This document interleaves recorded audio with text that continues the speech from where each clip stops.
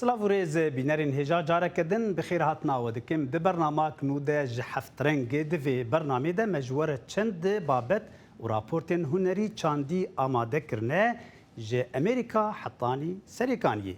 ام پیشی جه امریکا دست پی بکن ججنا هلوین ده 31 جوتمه ده رنگ و روشا امریکا دو گوهرینه گو هر کسک جید به بشک جوی شاهی جه سیاست مداران تا هنرمندان لی آرلینگتون ورجینیا چالاکیه که تایبت بو وی روژی هاتی آماده کرین خبری خو بدن وی راپورتی به چاوا هلوین لی امریکا دبه. سکلت جادوگر او کنه پیره هر سال نشته جیه آرلینگتون مایکل هوشاخه بوزاروکان به تشتین ترساندنه به بالکشاندنک مزن دخملینه دلداریا وی یا با هالوونی 30 سال بره دما کو زاروکن وی پچوک بونه دست پیکریه. دما هاتن وی مالی گلک زارول وی دری نبون. سالا پار 400 زاروک هاتن. وها بوکو پولیس هرم هات و ترافیک جه هاتنو چونه گرتن. ایدی زاروک همو شوه ده هاتنو دگریان. پرانیا پیکر او لیستوکان به اتوماتیکی تevdigerin yendin به دستان هاتنه چکرن. هفسر من گلک پشتوانا خملاندنا دیکورن هالوینه. جبروی یکی من گلک جلین وین کevin جبو جلین هالوینه چکرن. افجی یک جی کلاس نوین آهنگا موزیکی بو من او بری ساله که ججورا جلان در آنی او هاتو گود از باورناکم افجلین من وهاتا آفراندنه. حسکرنین تایبت ین زاروکان هنه. لسر داره پیر هفوکک هیه ویش زاروکیا منو ورفه او لوره. اش بلیسکالتن لحوشه پیر هفوک بری هر تشتکی تیتا دانان و پشتی هر تشتکی تیتا راکرن. کیفا من به پیر هفوک تید. از شکلی حز دکم تید سکلت هنه پر خوش خواهد دکه. بو آناستازیا 5 سالی ج گورجستانی ev یکم هالوونه یا ل آمریکایه کیل هفشاخه نشان داده. از شکر دخازم از ببم جادوگر. مایک بری جلو برگ لخه دکر لنها تاغ هاتیه گوهرتن و او گلک زاروکان ناسناکه جبر ویجی ادی او تنی شکران داده لی هینجی بسدان کس تی سردانا حوشاوی. از براستی تو جاری رو پروی پرزگریه که تندو تیجی آنجی مروفین سرخوش آنکو تشتگدن نهاتمه. او جواک گلک باشه و مروف جی برنگی باشن. جبر کو مروف حز دکن کو دمک باش در باز بکن. جبر ویه که جه امریکا و هلاوینه حز دکم. دشوک پایزا پرو خوشیاlı ویرجینیای ده گلک کف خوشی او خملاندنین آفراندنر. او شکرین گلوور وسا خویاد ککو نافداریا کی ال یا به ناوی کرکی هالوونی هجایه. در هنر سینما اکرم حیدو گو لالمانیا دجی بری چند سالان بلکه فیلمک لسر باجاری خواه سریکانیه چه کربو اونها جید بن باندورا ابویر نو لسریکانیه وی خواست جاره کدن به بیر بینه گو هنر دکاره به رول به ده بویرین وساده و باندوراوی لسر رایا گشتی هبه. كنا احنا هون بالحاره فريق طبه. هنر سینما بچالکی هستیار و خیالک بهرمند لی جواکو چیروکا مروان تماشا دکه و برنگکی نو و تایبت وان جاره کدن ده آفرینه و چیروکان دوباره دکه و ساجی در هنر کرد اکرم حیدو چیروکا باجار خواه سریکانیه ده فیلم خواه یه بناوی بهشتا من تینه سر اکرانا سینما و جیانا هفبش یا وی باجاری تینه بر چاوان بری شر و جنگا هوانه و پشتی وی ایران بینن عین تشتی فیلم ده چگونه چاقه دوباره دبن باواکی گورتر باواکی کوفی دینتر خلکی سرک انی ات فیلم ده همو ات فیلم ده آن کسک سرک انی نمانه همو خوشبر بون پشتی اولیش ترکاچی بون فیلم بخوب بو یعنی دکومنتک سر اف ایریشن ایکوش دست بکش ده بریا اسلامیه را چیده بو و داویه آواکی اشکره و دولتا ترکات بریار دانی و سر خلکین هرینه سر عربی و کردی و آشوریی و لسر خريستياني نوي او خلقانا ايروش كسك سريك علي نمر اکرم باور دکه گو خباتین آشتیانه و چالاکین هنری و چاندی دکارن روی روشا زور و دجوار بگهرینن جبر ویجی وی دست به فیلمی خوکر گوج سالا 2013 لسر کار دکر و سالا 2016 الفيلم قداند شروع خلقي سريكاني يعني انا خلقي سريكاني قدر كتن يك تاني ذكريا سريكاني او يك برينا سريكاني وجبهة النصر انتخاباتي يعني اثباتك ودليلك خلقين هريمي دخوازن بارامي بجين خلقين ايجو سلاح راكرن ودخوازن يعني فكرك اسلامي بين هريمي وتروري هريمي راكر بكن او خلقانا ايرودي سافر كرن فيلم اثباتك يعني اثباتك ديروكي واثباتك جي برخورت و ملتي هرمي كينا تخوازن وكي داغريدك و باليكاريا كيجان هيزن دولتي غورسا سينور غريك سينور باريزن او ايديشي سينور دكن دروشکه وکه روشا گلی کرده پرانیا جاران پرزگریکن وان سری خواه هل ددن دناو جنگو شرده لیکسن مینا اکرم جه هنرمند و روشنبیرین کرده ایدی دخوازن پرزگریکا کرد دناو هنر و چانده ده بی ناسکرن چکرنا فیلم چکرنا کاری چاندی کاری کو ام تنی نبعلی سیاسی و نبعلی لشگری و کار بکن کاری چاندی کاری کی وسا گرینتر یعنی جان از بیشم باسیجی ج کاری سیاسی جی و کاری عسکری جی گرینتر جبگو بنگه چانده بنگه زمان کردیه بنگه چانده هرمی جیانا بهفریه استرکتورین جواکین او گتشت خرابه او بنگه خرابه ملان کار سیاست جی بکن ملان کار عسکری جی تشتکی خلاص بکن به هزاران خلکی باجار سریکانی و گندوارین و مشختو کوچ بربون جبر ایریشین ارتشا ترکیه و آلیگرین و جرک بریا سوریه چکدار و فیلمی بهشتا من و چیروکی دوباره دکه و باندورا جنگ و شر لسر جیانا هفبشیایی باجاری شروع ودکه لی باجار سلیمانیه 62 هنرمندین کاریکاتور جه 21 ولاتین جواز پیشنگه هنری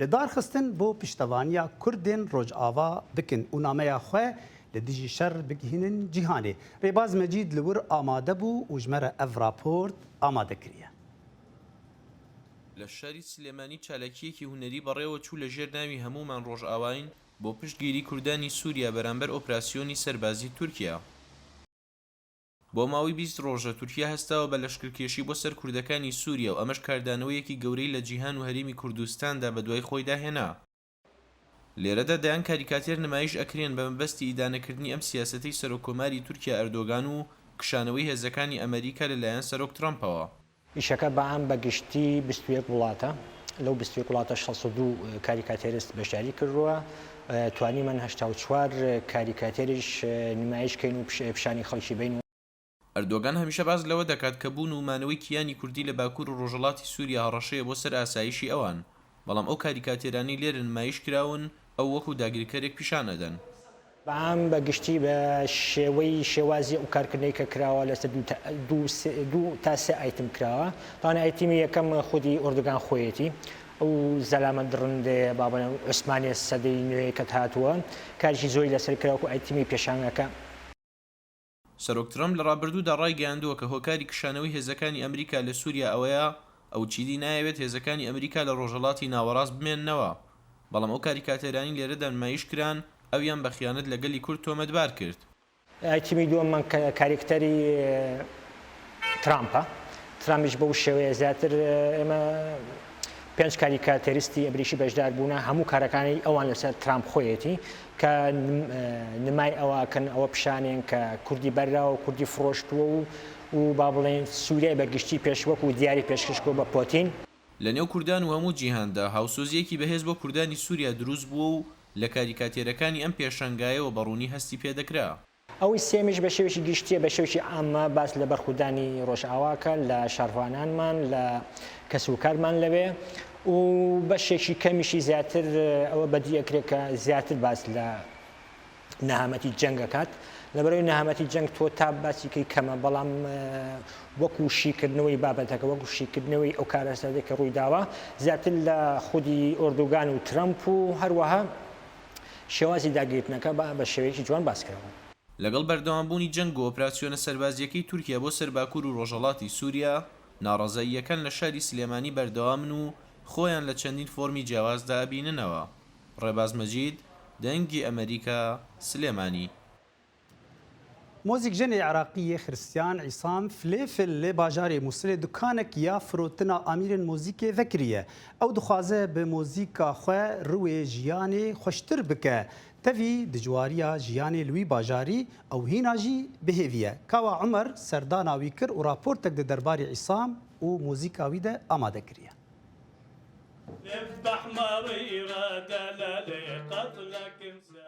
عیسام شابا فلفل یه تمن 62 سالی خلک گند تلسقوفه لباکور دشتا موصله کسی که مسیحیه و هر جزاروکی نیاخواه حزا موزیک و سترانگوتن هبویه و نها خدان یکمین دکانا فروتنا آمیر موزیکیه لگند تلسقوف هر دمکه تو قستا دکاناوی بکی دنگ استران و موزیکی جه بلند بید و عیسام هول ددت ستران فلکلور کریستیانان بپارێزید داکو نوین بهتن لی سوتمن بن.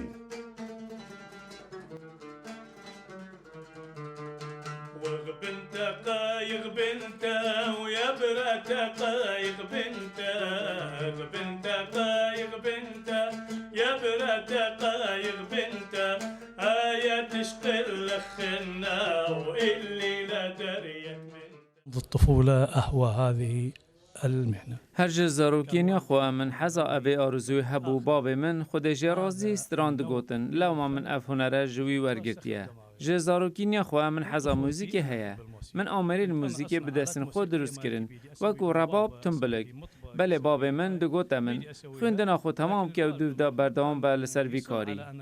افکال میره نبتن استران بیجه بلکو زیدتری 5 آمیرن موزیکی جنیتن وکو عود و بزق و کمان و گیتار و گلک آمیره بدستن خواه درست کرینه.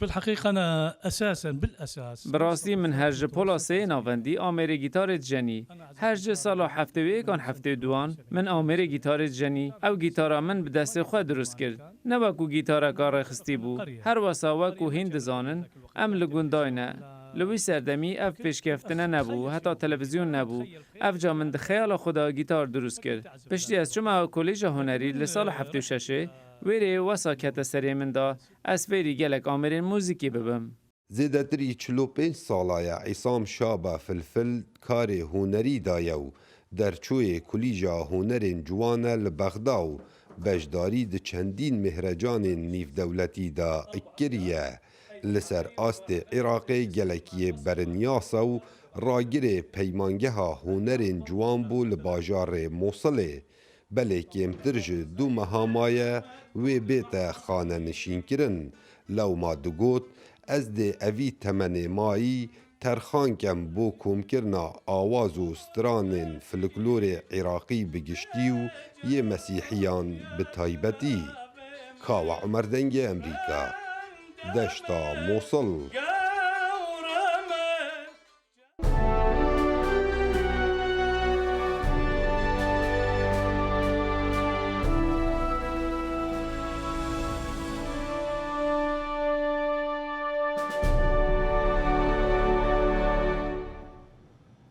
کندی سنتر یا واشنطن پایتخت پیشنگهک تایبت جه تابلوین سروک بری امریکا جورج دبلیو بوش را وکر اف پیشنگه جه 66 کوالین پورتری ین بوش بون گووی ده وینه خواه ین لشکرین امریکی و سربازین امریکی کشاند بو. تابلۆکانی ئازایەتی کۆکەرەوەی 66 تابلۆی ئەفسەری دێرینە. جۆرج دەبلیو بوشی سەرۆکی پێشووی ئەمریکا نیگاری کێشاون و لە کەنەدی سنتەر لە واشنگتن دانراون. سەرۆک بۆش نیگاری هەر یەکەی لەمانە کێشاوە. ماوەی ساڵێکی خایەن بۆ تەواوکردنی هەر هەمیان، بەڵام لە ڕاستیدا لێرە ئێمە بەز و بەرەنگاری گەورانە ناکەین کە دووچاریان بۆتەوە، کە هەر هەمیان ڕوبەڕووی بەرەنگار بوونەوەی سەخت بوونەتەوە، بەڵکو باز لە بەرگەگرتن و ڕێبەرایەتی بەردەوامیان دەکەین کە ڕۆژانە نیشانیاندا بوو. دوای کۆتایی هێنانی ماوەی سەرۆکایەتی بوش لە ساڵی 2009دا خۆی بۆ ئەفسەرە دێرینەکانی شەڕ تەرخان کردووە، هەروەها یاری گۆڵف و پاسکیل سواری سەرشاخیان بۆ ڕێک دەخات. I've served in the military for 24 years. I was a veteran of both 24 ساڵ خزمەتی لەشکرم کردووە.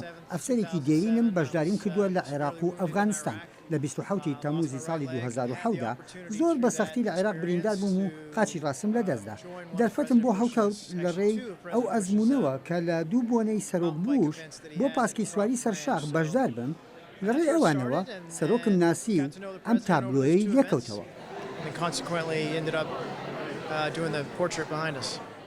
بۆش دەڵێت هەوڵی داوە نیگارکێشی بۆ کارکتەرەکان بکات بۆ نیشاندانی ڕێز بۆ ئەفسەرە دێرینەکان لە ڕێی هونەرەوە. سەرۆکی پێشوو بە هەر یەکە لە کەسایەتی تابلۆکان ئاشنایە.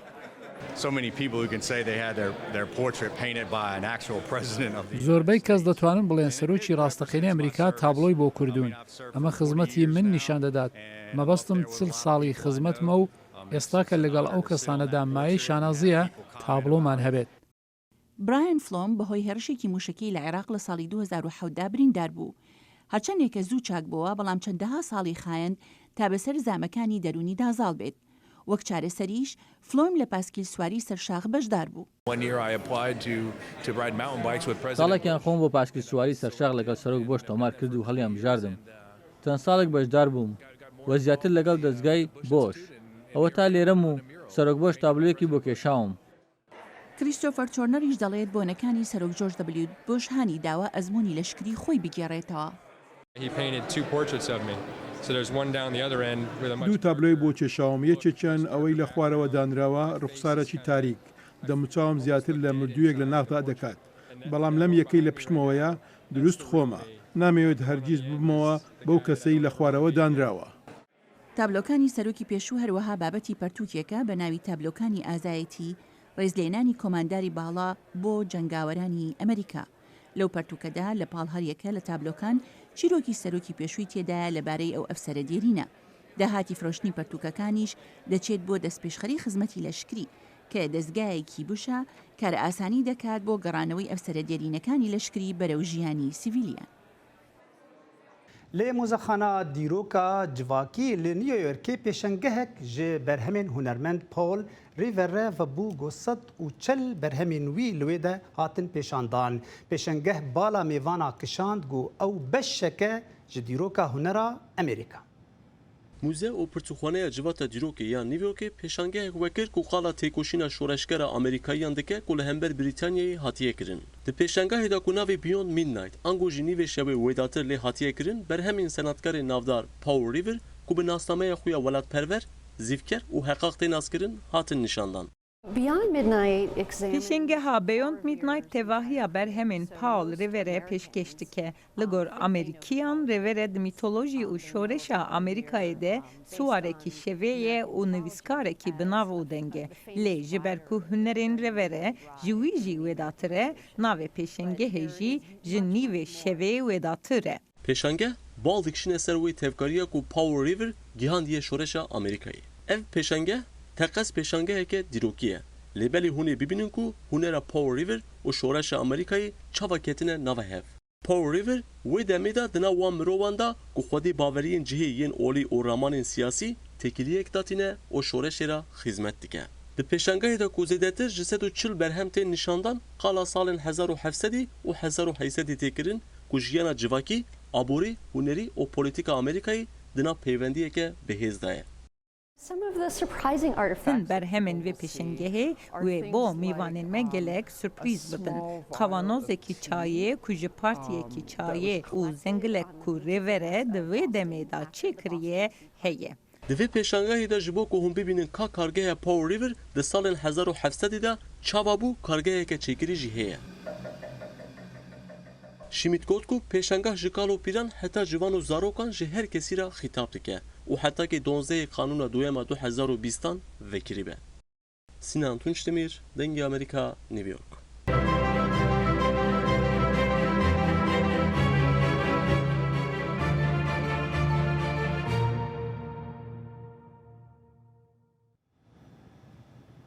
لی نیو مکسیکو دیبستانک بو فکرنا هنرا امریکا یا رسن هيا مبستا في ديبستاني جو في هنري صاغ بهلا ورادستي نفشي نوج امريكيان بك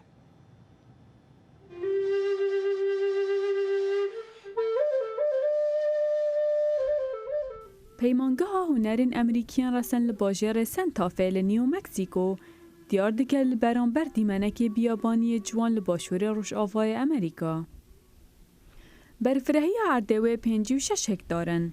نزیکی 500 خواندکاران لور نقمی هنر و کلتور امریکیان رسند بن. سروک پیمانگاه روبرت مارتن کو ابخوشی جهوزا چیروکیه اوی گود کو اندام نزیکی جست هوزن جدا دهنه و پیمانگاه. مەگەلێک هەفڕەنگیەت هەین مەخوێندکارێن ئەمریکیên نەڕەسەن ژیەت هەین هەموو کەسان وەردەگرین ئەرکێمە هەردەم بۆ چوونێن ڕەسەن دیار بکەین ئەس باوەڕ دکەم ئەvە تشتێکی گرنگە دانیل نازینەتون با حەز بڤێ پێکڤەگرێدانێ دەکات Ez li devereka taybet û veqetiyayî mezin bûm. Li derdora min hemî êlên resenên wekî me bûn. Berê min tenê bi çavê Navajo li cîhanê temaşe dikir. Li piştî hatin vê derê ez êdî fêr bûm ku bi çavên Yakuî, Tohono, Odham û Pueblos jî li cîhanê binerim. Dolores Scarlett Cortez rihorî çalên xwe vedbînt eve bereya çapkirina wênan û fotografî. Growing up, I felt like I was really missing that. Demek ku ez mezin bûm, min hez kir ku min layekê xwe berzekiriye. Ji ber ku dayk û babin min çi caran behsî wê bû min nekiribû. Zıvrîn eve bû nava civakê xwe di nav xwendekaran da hestekê asayî ye li dîv gotina Martin. ئەگەر تو پرسیارە خوێندکارên زانîngehê bikî ka arman cawan ji çûna zanîngehê çi ye ew dibêjin me bawername divê dabişên kar bikîn lê eger tu pirsyara خوێندkarên me bikî dibêjin min divêt ez xizmeta xêzana xwe bikim ev çende خوێندkarên me cawaz dikin. Xwendekar Daniel Forrest yê sipazdar e bû êlênerîna taybet. I'm learning how to walk differently. Really pay attention. Ez pêr dibim ku ciyawaz hizir bikim. Bo min ya giring e. Ji ber keltûrên rojava pîçek dizal destin. û tu digel xwe helgirî bo her cihekî tu biçîte di cîhanê da. û ji te dihêt. Belê ev li vêrê naguncît. Lewma ez fêrî gelek tiştên ciyawaz dibim. Bahrapitiriya derçûyên vêrê piştî çend salan vedgerin û dibine mamosta wekû Anthony Dieter. Ku berî 25 salan xwandina xwe li vêrê timam kirbû. Nûke wanan dibêjît li ser şêwazîniyê çêkirina filman. Ev teknolojiya serdem bû karê wî geleka gunca ye. We're indigenous cultures and we are not linear. Em kultura resanîn. Em hêleka rast û rast nîn. Em di girovirên wekû baz ne. Medya gelek guncayê bû me ku em serhatiyên xwe belav bikin. Ew dibêjît ku ev hevsengiyeka gelek baş e ji aliyê teknolojî û kulturî ve. Xwendekar bi dengekê bilind hestên xwe derdibirin li mûzexana zanîngehê û li seranser cîhanê. Hunermendê Nîjerî Yusuf Ebûgund şîwazeke taybet bi hunera xwe amade kiriye û pêşkêşî xelkê dike got ew xêz û rengên sade di berhemên xwe de bi kar tîne kaberê xwe bidin vê raportê. هونەرمەند یوسف ئەباگوندای کار لەسەر دوایین کارە هونەرەکانی دەکات و دیواری ئەو ستۆدیۆیە بۆیە دەکات کە لەگەڵ هونەرمەندێکی تری نایجیری لە لاگۆس پێکەوە کاری تێدا دەکەن. ئەم هونەرمەندە 22 ساڵانە کاتێک کار دەکات ماسک لە دەموچاو دەکات و دەڵێت ئەوە یاریدەدەر و ئیلهامم لە کارەکەمدا پێدەبەخشێت. لە هەر پارچەیەکی هوەریدا کە دەیکێشێت بە چەقی تابلۆکە دەست پێ دەکات و لە ناوەندیشەوە هێڵ و شێوازی ئاڵۆز بە هەموو لایەکدا لی پەرش دەبێتەوە وەک خۆی دەڵێت هێڵ و شێوەکان باس لە بەسەرهاتی جیاواز دەکەن. یوسف ئابەگوندای هوەرەکەی بە ئانۆیزم ناو دەبات ئەوەی کە تەکنیکێکە تێیدا جوڵەی هێڵەکان و شێوە پێچاوپێکی هەڵکشاو لە خۆ دەگرێت و بۆیە و خەڵوز تایاندا بەکاردێنێت. واتای کارە هوەریەکانم زۆر لە هێڵکێشان و شێوە تایبەتەکان قوڵترە و لە ڕاستیدا ئەو هێمایانیان تێدایە کە من واتەکانیان دەکێشم. هەر کاتێک کارە هوەریەکانم دەکێشم هێمای نوێی تێدا بەدی دەکەم کە لە کاری پێشووترمدا نەبوون و من بەهایان پێدەبەخشم. ئاینا ناوێکە کە خێڵی ئوربان ناویان لەو مناڵە نابوو هاوەی کاتێک لەدایک بوو پەتی ناوکی لە دەوری ملی ئاڵا بوو. ئەم هوەرمەندە دەڵێت ئەو هێڵانی دایانکێشێت هاوشێوەی پەتی ناوکن و دەشڵێت هوەرەکەی سەبارەتە بە هێماکان و سووری سروشتی ژیان هاوکات هەندێک کەس هوەرەکەی بە جادوگەری لە قەڵم دەدەن. کاتێک خەڵک کارە هوەرەکانم دەبینن دەڵێن ئەوە هوەری جادوگەریە. هاوکات هەندێکی دیکە دەڵێن وێنەکانی لە شێوەی بدان و توانای جادوویان هەیە. جا هێڵەکان و شێوەکان لە کارەکەمدا ڕنگ دەدەنەوە و هەروەها خودی ماسکەکەم سەرجەمەمانە هەمویان بە ژیانی ئەمەوە بەستراون. هوەرمەند یوسف ئابەگوندای توانیوێتی ڕایاڵی پەیوەندی لەگەڵ زۆرێک لە هاوڵاتیانی نایجیری دروست بکات و بۆتە هوەرمەندێکی ناودار لە لای هاوڵاتیانی نایجیری و کڕیارە تایبەتەکان و هەروەها هۆڵەکانی هوەری لە سەرانسەری شاری لاگۆس. ڕەنگە یەک وێنەی ماوەی 12 کاتژمێر بخایێنێت و ماوەکەشی بەگشتی بەندە لەسەر ئاڵۆزی وێنەکە و هەروەها پانتایی دیوارەکەی وێنەکەی لەسەر دەکێشێت. هاوکات خەرجیەکەشی لە $1000 زیاترە. بینەرین هێژا مەج ئەمریکا دەست پێ کرد و لە نیجیریا ئەم کچن داویا vê بەرنامەی حەتانی بەرناماک دن و بەشێکی دن جێ هوەر و چاندا جیهانê بمێنن خێر و خۆشیەدا.